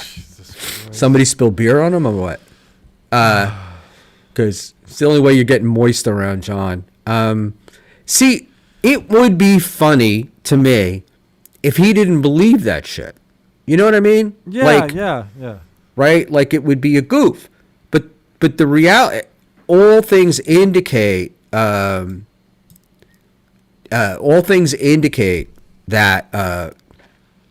he believes himself. Like this is who he is. Reverend Rage Z7P for $1.99. Oh shit! Let's put that back up there. Seems SJ is unique in haters wanting to change him. Absolutely incorrect. Anyone that streams gets shit tons of haters that want to change them. I've got a list of people that all they want to do is change me. All they do is tell me what I'm doing wrong. And this is what I need to do, and this is how I need to do it. So I am no successful entertainer. I am not a writer on The Tonight Show. But people still want to change me too. So, but I think that happens all the time. And look, let's be honest. It doesn't Shuley get... it's not quite as interesting, but... Shuley gets tons of hate, and he should do something different, and he has to go. And the thing is, they've predicted John's demise, or the support of shows that do John. They've predicted their demise for so long, and it just hasn't happened. And these guys have done well after. I do dig the cope with the views buying and the like, and it's like, it's interesting to me, and how I know that it's just a cope is that whenever you present evidence to discount one thing, they pop up with something else, you know. And we noticed the thing with Eccles last week, right, where somebody was fucking with Eccles and buying him views, Yeah. and got him up to like 1,000 or something, whatever it was, and it was very funny. But when the show ended, the legit view count showed up. Yeah, it ended up with less views than the show we did the day before. Yeah, so Right. it was the real shit. Yeah. So it doesn't come like. My thing was, well, then that means does buying views, right? Like if Carl bought views, then when the show ended, we would see a much lower number, and we don't. Right. And what I heard from that the response after that was, oh, he's buying them after. And it's just like, all right, there's nothing I'm going to say that so they'll laugh all the way to the bank while you guys are obsessing about how they're doing it. Schmuel, you don't know anything. I literally proved on Shuli's show they can fake super chats and send 50 memberships for less than $3. Okay. There you go. Thank you. But I'm talking about views. All right, so I'm gonna try to get into this, and then we try to want to get out of here about 10. Okay. It's Swan Song, and he Swan Song 70, I believe, and he said, do you think Dan is trolling John, or is he a true believer? My words, not his. I don't think Dan believes everything he's saying to John, but I don't think Dan has some like nasty end game planned, like a porn bomb or a big turn or anything like that. I think Dan has fun being the contrarian, and so that's what he's gonna do with John till I don't know how long, but I think he's doing what he usually does. He's just doing it with John and on a bigger stage at this point. So, yes, I think it's a troll, but I don't think it's some nasty troll with some vicious endgame planned or anything like that. Do you think that he paid John to get on? No, I mean, there's 3 ways you can get on John's show. It's you give him money, like, Tommy Jordan did, or you insult his fucking enemies and someone tells him about it, like Dan did, or you ball wash. So I just think, John seemed like he wanted more, co-hosts. Like he's got Ava, but she can't come on all the time. Clay's been pushed aside. Rob's done. So and now Keanu and Gino gone. So he pretty much had part-time Ava. And Dan said the right things about the right people, and John had him on, and they hit it off, and here it is. So I don't think he paid him. I just think that, he criticized Carl, and John loved that. Yeah, because it's like I know that a lot of other stuff was paid for, like to get guests to try to jump the line, so to speak, with people. Which is fine. You can do what you can do what you want. It's your money. Go ahead and do it. I thought it was interesting though that you paid people, didn't say it, and then it was sort of like you were acting like, oh, they're coming to me because I'm the big guy. That's who they want to come to. Not that for $150 they wouldn't turn around, jump on the stream. So there's that, and then there was the time when he paid somebody to actually go on and fight with a guest on a show. So I thought that was pretty wild. Oh, I didn't know that. Yeah. Interesting. So yeah, and Yeah, and it's like so. And the other part is the I put the link. I did put the link in the chat. I will probably put it in again later. Actually, I'm going to put it in again now. And if you watch it, either he's trolling or he's delusional. Frankly, I think he's playing a game. He loves being seen as this big heel, and he wants to be the bad guy. The WWE shit. But I think it doesn't work because he gets insulted easily, right? Like you got to have a thick skin. I don't think he's got the skin thick enough to do that. So yeah, I don't know. Well, like I've been vocal. It's not my thing. I prefer the honest takes, on honest opinion thing. But there's obviously a market for this sort of thing. So it's just not my thing. I like the organic stuff. I like the stuff that gets that builds because it's real, right? Yeah, and it's no, true. Yeah. And look, in my case, I mean, I've experienced it with him and the other mean girls that he works with. They just make shit out of whole cloth. Just whip it up and then hope to repeat it enough that it becomes the reality. And I don't really fight with them. I just kind of mostly ignore it. Every now and then I will do something like I'm doing now. But it is, that it's like there's enough stuff here that we can be real, and you can pick stuff up. You don't need to create it and to invent it. I don't know what its purpose is. Maybe it's to try to own people, or maybe to get people to try to fight falsehoods, because you can't ever fight any. How do you prove a negative, right? So yeah, I don't. Like I said, it's not for me, but obviously there's a certain group of people that like it, and I never got it either. I rather know what people really think, and I wouldn't want to watch a show where I know that, all right, I know at least half of what they're saying isn't true and they don't believe it or whatever. So that sort of thing doesn't interest me. But the reason I'm like, okay, this time is like I tried.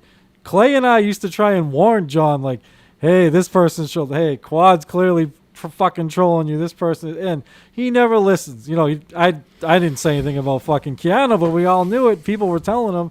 So now I just think, fuck it. If he's not gonna listen, I think it's fucking let these people fucking troll his fucking ass because he doesn't fucking listen. Like, how can you think somebody thinks you're that fucking great, John? How can you're a narcissist if you think that someone can think you're that overwhelmingly amazing? I 100% agree, and with that, I just scrolled my mouse down and a picture of me from earlier popped up, and I'm like, oh, that was frightening. So who is this? Hey Nick, you got a problem with my lady? James usually likes. Well, who's your lady, James? I'm not sure who you're talking about, Mr. Baumart. I could probably. Why can I never fucking find the private chat in this thing? There it is. Nico, let's see. Whoa. Oh, Kiki, your lady. Oh, no, okay. I actually, earlier I said I actually sympathize with Kiki on the whole drunk driving and all that thing. I assumed she was going to turn on John at some point. Yeah, I even said I think she picked the right time to do it because her reasons were actually very valid. But I assumed it was coming all along at some point. What do you call it? I don't know. I just the Keanu. I have a problem with James's lady, that's for sure. So I whatever. So and Ashley is peon you. I get it, Ash, but I'm like not into those vile nicknames, and I don't want to kink shame the girl. And based upon what I heard her say, she got paid a lot of money for that. So There we go. Oh, I like this. It rhymes. There's only one rule in the school of Schmuel. Yeah. Oh, okay. Look, James back. Ashley comes to you. No, I was kidding. James is like, no. I like you, James. Or Ashley. I'm gonna be calling you. Yeah, I was like, James is a good man, good dude. I think that, look, man. In stuff. I think I agree with what was put up. I think Quad was the best co-host, or one of the best co-hosts he had. Really? Because I feel like, maybe it was because I kept waiting for the end game. Like I kept waiting for the big finale. I knew it was going to happen, but I was waiting for it. Elon put me in timeout for a week, so I can't answer your message. Happy to help out with what you asked.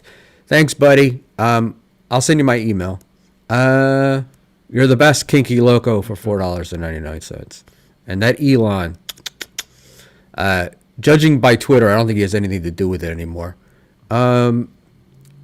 So Clay, I thought Clay was the best co-host. I thought that. Actually, you know what? Yes. I completely forgot about Clay.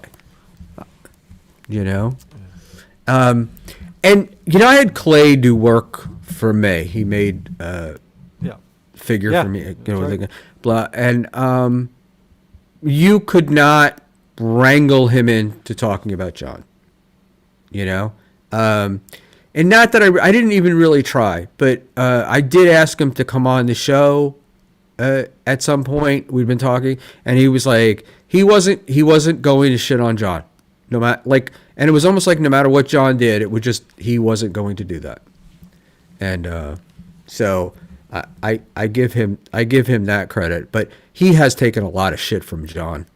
Yeah, no, and too much. I feel that Clay's he's a good dude, and people may forget this. Many times John tried to get Clay to shit on Shuli's wife and shit on Carl's wife and he wouldn't fucking do it, Every so often John would be relentless, so he'd just be like, you know me, John, I like the older ladies, or I'll fucking it, just to get him off his back, but he wouldn't trash him, and John would be fucking relentless with him.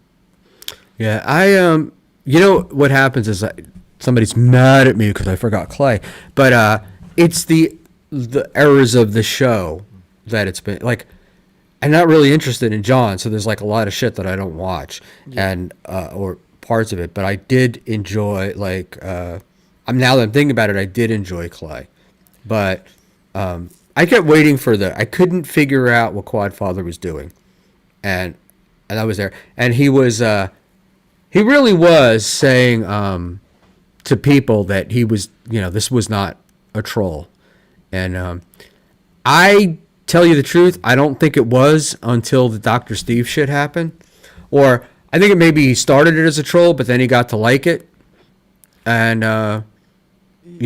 because it was getting him viewers, he was becoming sort of anti-popular, like a popular anti-hero kind of thing. He called John the other night. I don't know if you heard about that.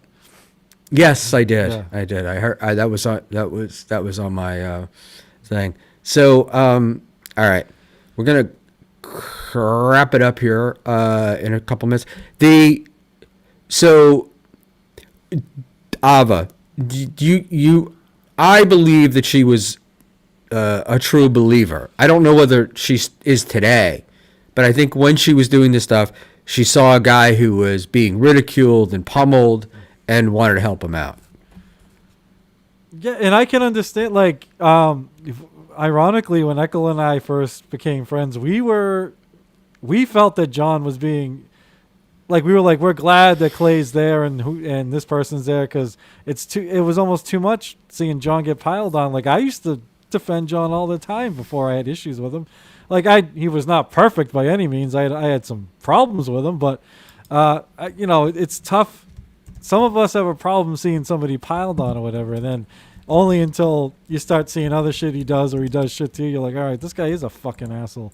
But yeah, I could totally understand Ava not wanting to see John get piled on like that, especially if she may have had something happen between her and Frog, or her and Shuli, who the fuck knows. So Yeah, I'm a little dubious about that whole scenario, but that's based upon having done the what do you call it, the streams that I had done with her for so long. Because she had mentioned the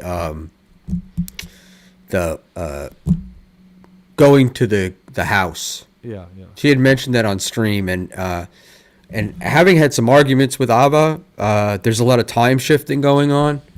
So I don't know, and I have an opinion too that Ava likes attention, like really likes attention, and I wonder if some of the TSN not paying attention was a problem.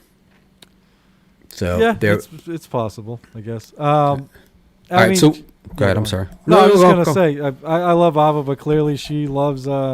She does like at least some of the, or she likes either the banter, the debating, the fighting, or the attention. There's some part of it she loves because she's all over the place. So she must like it. Ashley Cummings, time shifting. Yes, events occur, get moved from some after to some before, stuff like that. The Aussie guy, stop typing in the chat and show Nick some respect. It's all good, Aussie. Thank you. Speaking of people that always want to change you, and he's not a troll, but I drive the Aussie guy nuts with my behaviors. So there we go. All right. So we got Clay, no troll, Ava. I don't think she was until now. Dan is either, it's got to be. It's either got to be a troll or an act, right? Like Yeah, it's one of the two. Yeah. meaning that the trolling would have a nefarious intent. Yeah, and so the I don't think act it's a is just troll. I think it's an plain. act. Yeah. Yeah, look, man. I wonder whether or not it's just a desperate plea for attention, because the dude's been doing this for like 20 something years and nothing, like, just never seems to gain any traction. But and that may be like you keep changing your character, or the other part is if people don't feel that, you don't have to be honest, but if people don't feel you're honest, and if you're not willing to take some shit every now and then, like a little criticism, I think it's it. I think there's a certain amount of disrespect. But the other thing I notice is very selective hate, and ridiculous, certainly ridiculous comments. Now, Sam is going to be the last chat for this segment here. Not hard to empathize with John, in my opinion. At a certain point, it grows wearisome watching the nerds Carl pat themselves on the back for becoming bullies, and you want to put them back in their place. I'm going to say, Sam, that was originally, that was part of what amazed me in the beginning, was I felt bad for John. And I was like, oh, if this guy could just get his shit together, whatever. And I realized later on that everything that's happened is he's done it to himself. It's hard for me to have sympathy for John. Brock says Sam's correct. Yes, Mr. Bibley Haas, I agreed with you for a very long time. Like, I didn't even hate Carl, or actually Carl's been nice to me. I have no issue with Carl, or I don't really hate Shuli either at all. But yeah, at times it's a little much. I mean, try to explain this to your friends or coworkers. Like, I'm listening to this shit at work, and it's like, oh yeah, everyone's piling on this fucking John guy again. So I 100% agreed with you. Unfortunately, I'm one of the many fucking targets that John's had for no fucking reason. Then you're like, all right, this guy must be a fucking dick. There are people, I mean, he had fucking mods who were fucking super nice to him, did all this shit for him for free, and then he fucking turns on them. So there's an asshole in there too. That's the problem. He's a fucking cocksucker, just like the other people you don't like. Unfortunately. Yeah, and look, it's the problem. I do think that there's certain amount, because he's such a drunk, right? And so fucking he's Swiss cheese brain that I think a lot of times he's manipulated by other people into having responses. Because I can't see John sitting there like watching shows and doing stuff. So whatever he hears, right? That's what he's going to act on, you know? And he thinks he's a genius. And I will, hopefully this weekend, maybe next week, Tuesday, I think, I have Naz Redna coming on next week. Now, Naz goes fucking hard into the Meltons and the Carls and that stuff, right? So he's coming on. This is like a prelude to Hackamania. But I don't remember whether it was Tuesday or Thursday, but one of the other days I think I'm going to set my camera up. I'm going to get up on a stool, and I am going to read some John Court docs. And let's see how much fun that is. Let's see what the court documents say about throwing your wife and kids out of your house, not paying your child support. And you can't say, oh, it's just part of the divorce. People say things. It's undisputed that those things happen. So let's, what's good for the goose is good for the gander. Oh boy, Bucky. So, but anyway, listen, a lot of what goes on in the chat, right, or among chatters and stuff like that, and we can all do it, is it's like, again, there is a huge amount of whataboutism, right? Like, you point out someone's bad behavior, and then they'll go, well, what about this guy? As if that makes a fucking difference, because it doesn't, right? It's like, no, we're focused on this right now. And that's when we had that argument with John the other night. That's what he kept doing. Like, well, what about this? What about that? And the reality is, at the time, I knew that Pat has been performing. I know that Pat writes for a show. Like, I know stuff, but I didn't know whether I could publicly say it. I saw Pat less than 2 years ago perform live at a paid gig in New Jersey. And I know that one of our Dabbleverse guys headed up from Atlanta to Chattanooga to see Pat perform there. And I do know he's listed as a writer on a show. So it's like, he hasn't done anything in 10 years. Hasn't been paid. Dan saying, it hasn't been paid for 10 years, is incorrect, right? But the issue, the Danny Boy thing is, he doesn't care what's true. Doesn't matter, because if it doesn't fit what he's trying to sell, it doesn't matter.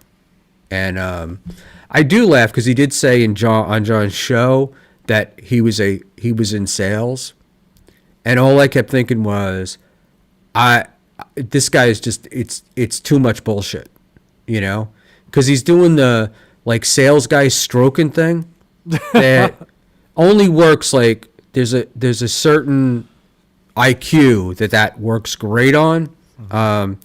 But then you get past it, maybe north of 70. I don't know what, but you just get enough experience, and you're like, show me the numbers, show me how this is going to benefit me. The sweet talk just doesn't matter. Yeah.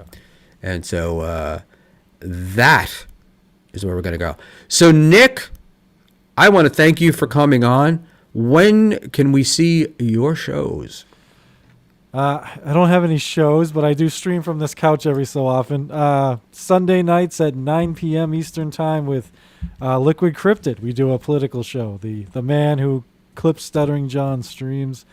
And most Saturdays at 3 p.m. I do a show on Echo Pineapple's channel with him called Between Two Hacks. And I just want to say thanks for having me, and I'm glad you're having Naz Redna on. Naz is a good man, and his channel is one of the most underrated channels in this whole fucking thing. So it's funny that you said that. Today I was talking to him, and I said exactly the same thing, And by the way, before you go, when I said show and you said stream, is that something that were you correcting me sort of? No, unconsciously.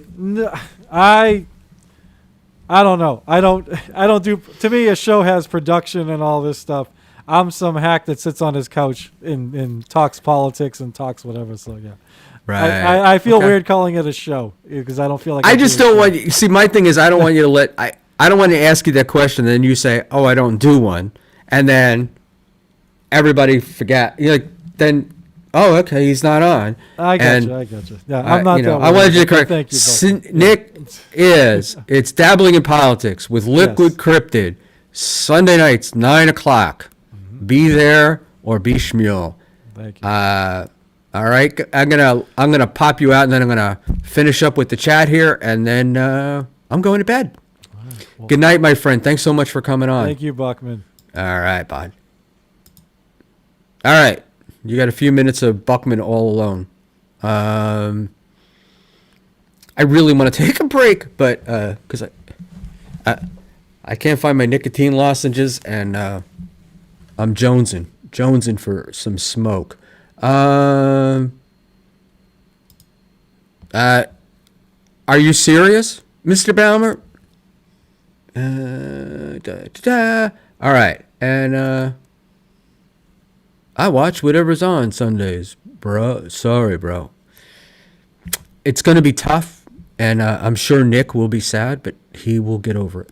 He'll handle it. All right, let's go back and see if, because I was missing chats. I'm sure I was. Oh, wait. So Schmuel ridiculed John about his act, not Schmuel stealing it. LOL. I want to call myself a comedian. That's what I want to do. I'm not stealing it. I'm demonstrating it. So there you go. But really, it is a little goose gander kind of thing. I want to see that because it's going to suck. It's just absolutely going to suck. So exactly. Left my wallet in Calabasas. John left his money there. Yeah, that's the other thing. Like John gets a big paycheck. He goes out and he buys a mansion because he's got to live next to the Kardashians. A certain kind of rich, I think they call it. And then the market crashed. So he's been very lucky, but also has poor timing. All right. Okay, so I put Nick in there. Final Boss. Thank you, Final Boss, for putting up the link. James Balmer, is this the Bugfoot segment? Oh, you guys had me going about Bigfoot last week. I have an article from the Wall Street Journal about Bigfoot, but I don't have access to it right this minute. So there we go. So I think we should probably just wrap it up. Buck, to be fair, comedians are just gestures. They might have used trickery, but we will find our tomatoes once again. I don't really get it, but comedians are just gestures, sort of, but they've kind of turned it into a bit of an art form. And Cigarette Jones, yeah, Irish Rich, turned it. Look, anybody can call themselves a comedian, right? You don't have to get certified. You don't have anything. But I think if you're in the entertainment business and you've done as much as this guy's done, and you have worked with dozens, if not hundreds, of comedians, you wouldn't call yourself that. Big Time Buck blowing off the chat segment. Isn't this what we're doing, my friend? Aren't we not doing it? James Balmer, the Aussie guy, gets me. Must be love, love. All right. Okay.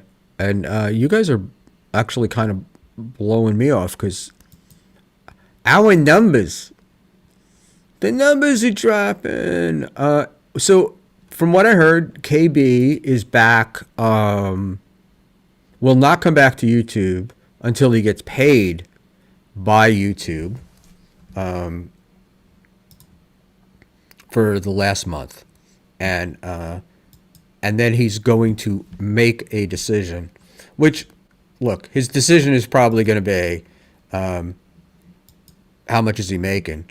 I think the way that I understand with Rumble, I could be wrong, is that you can cash out over a certain amount of money. So that may be appealing to him because I think he's afraid that he's going to lose. He's going to lose his, that he won't get paid, that YouTube won't take the money. But I spoke with Dixon quite some time ago when Dixon lost his channel, and they did pay him for that month.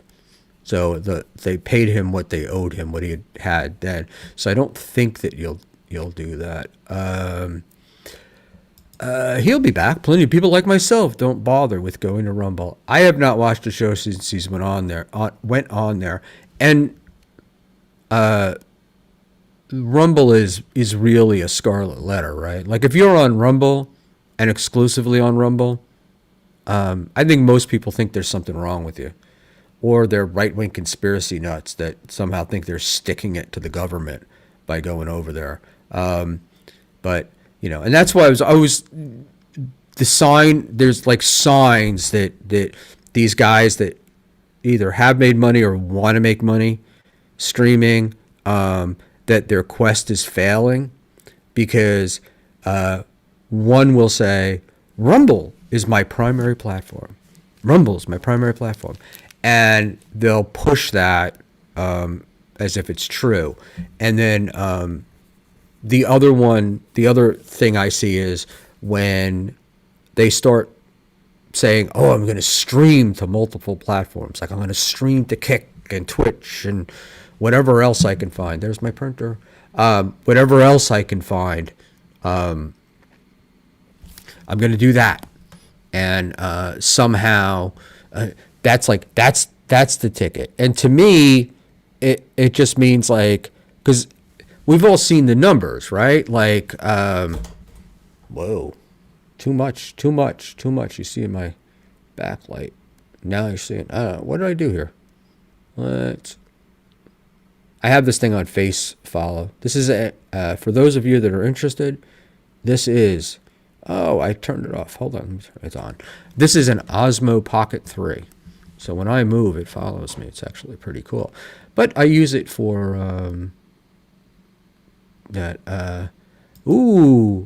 Aussie guy using the chat for a hookup. How do I contact you outside a chat room, Balmer? Have your people contact my people. The Lubavitch headquarters, over, what is it, like Avenue U? I think you'll find Baumert there. He's usually there for 4 or 5 hours a day doing a mitzvah. Not a mikvah. All right, let's just see. I'm trying to move my camera a little bit to kind of get the, I don't know what happened. It was, I know what happened. When Nick left, wow, how frightening is that? My framing is all off. But, fuck me. Please? Whoa, window, boom arm, printer. All right, this is as good as it gets. And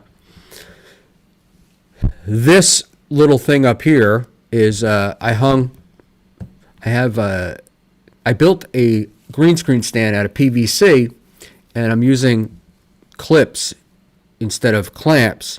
And I just got the clips, and I didn't want to lose the bag, so I hung them up with a clip. There we go. Buckman lives on Long Island? No, I wouldn't be caught dead living on Long Island. But there we go. In any event, all right. I am going to bail unless you guys got some questions. But Sam Bibley, if you're still here, which I don't know if you are, if you want to remind me about that chat, I will address it now.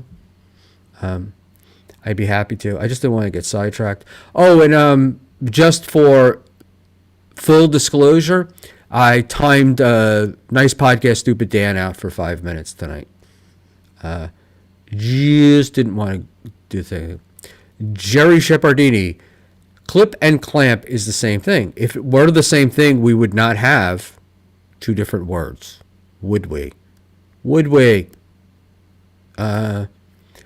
Stay, Buckman, stay. I got a shit ton of work premium, and no offense, but I need to do. I have to actually do my regular job because this isn't paying the bills.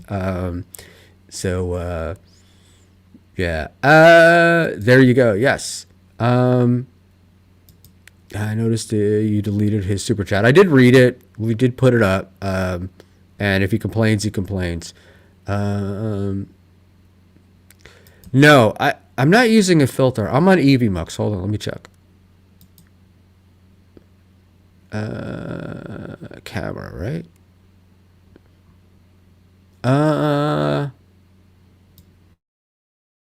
Would be a filter.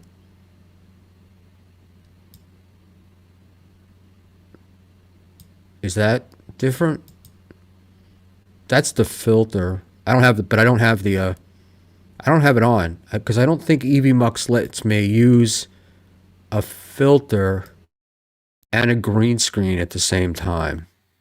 But, what do I know? But yeah, I don't, now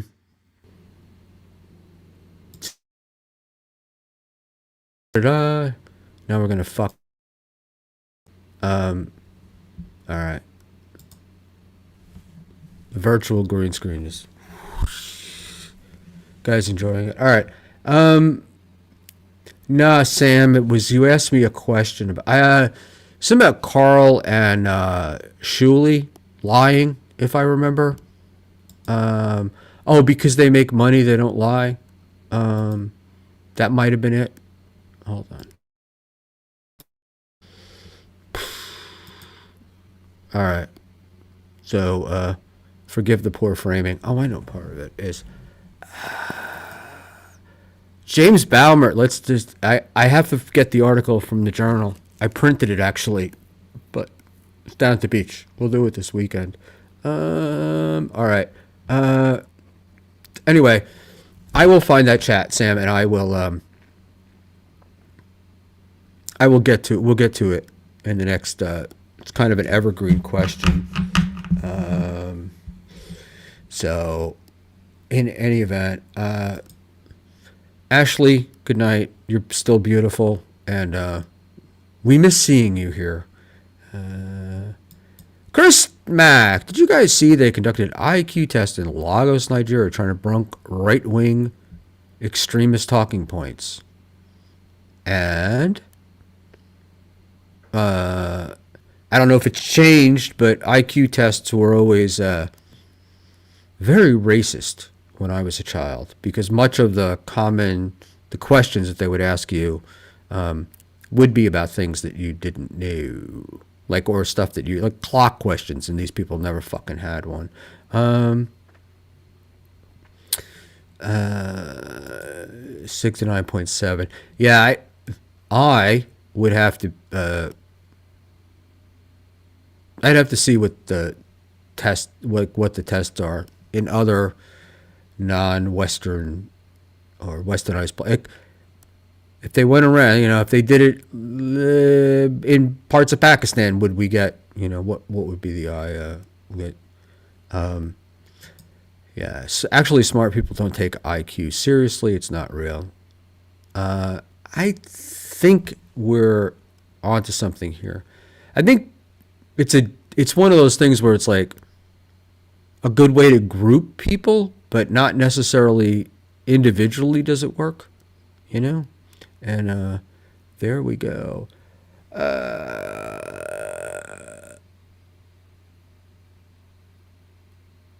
Lagos, Nigeria is the wealthiest and most educated city in the country. It was their best and brightest. See, I have a few clients I had several years ago were, one was a Nigerian doctor, the other was a Nigerian pharmacist, and I don't know, pretty fucking smart. And most of the Africans that I meet that here, when I was in college in Nigeria, there was like a coup or some shit, and they all got thrown out. But they were definitely the guys to beat in a class. And why is Ashley being censored? Ashley would never be censored. Never, never, never. Intelligence is not quantifiable or even definable. You can test skills, but not intelligence. It's a fantasy. I wouldn't disagree. I think that that's true. But I also think that, look, some people are just smarter than others and can pick things up. But, like a girlfriend I had in college could sleep through organic chemistry and still get an A. And yet, she would wind up, her social skills were, how she interacted with people was awful, and all the intelligence in the world was not going to help. So there we go. All right. Chris and Sam, feel free to argue about that.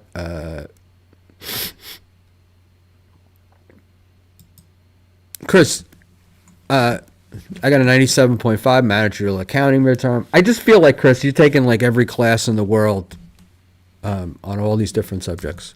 And I've always been jealous of like college professors and stuff, just because, or people who get doctorates just because they got to spend all that time in school learning. Unfortunately, I couldn't do it. Oh, look at this. Tautological. We are not going to see this word too often in the Dabbleverse, so let us relish it. Chris Mack. Nope. That's tautological. They literally never define what the test is measuring. There we go. But I do love tautological. No one, yeah, not me censoring anyone. No one is being censored in the chat. I timed Dan out for 5 minutes because I just didn't want to be sidetracked. And I'd rather he not send super chats that sidetrack. So the dude's got a real need to be paid attention to whatever. And I want to help him out and not feed the beast. So I did a lovely thing and did a 5-minute timeout. All right. Guys, we're almost down. So here's the story, kids. Maybe tomorrow, but I don't know. During the day sometime for a little bit. I might do something with Hughezy. This weekend I will definitely be around, probably Saturday night at 10, and we are going to try the phone. So hopefully I have it set up right, because I didn't want to use like Google phone or whatever, because I wanted to have like a single Schmuel Buckman phone, and one that I could carry with me and use and not make the mistake of calling you back on my business phone. So I got me a little, I've had it for a long time, but I hardly use it. A little Galaxy A16 maybe. I don't know. It's a $154 phone. That's all I can tell you. And, it's funny. It, not as quick as my iPhone, and the camera's not as good, but I'll tell you what, for $154, I'd rather spend the money on a camera and shit. But then we have the iPhone. Sorry. And my charger. All right. Jimmy I. It's a 900 number, 99 cents a minute. No, it's not. But we're going to test it. We're going to use it a little bit. And then I think it's going to be not a 900 number, but we're gonna have to work something out, because we don't want to just get. It depends. We'll see how it goes. And that's it. All right, guys. I'm gone. Genta, Ice Dancer, Ashley, Victoria, all the ladies, we love you being here with us. Thank you very much. Chris Mack, Josh, Baumert, Volker, Stein. Even Frank, Rudy Baga, Rudy. So let's Sigurd Jones. Did he say anything after he found out it was you? I never found out. Oh, stealth. I don't think I think he still thinks it was me. All right, but good night, people. Have a blast. Enjoy yourselves.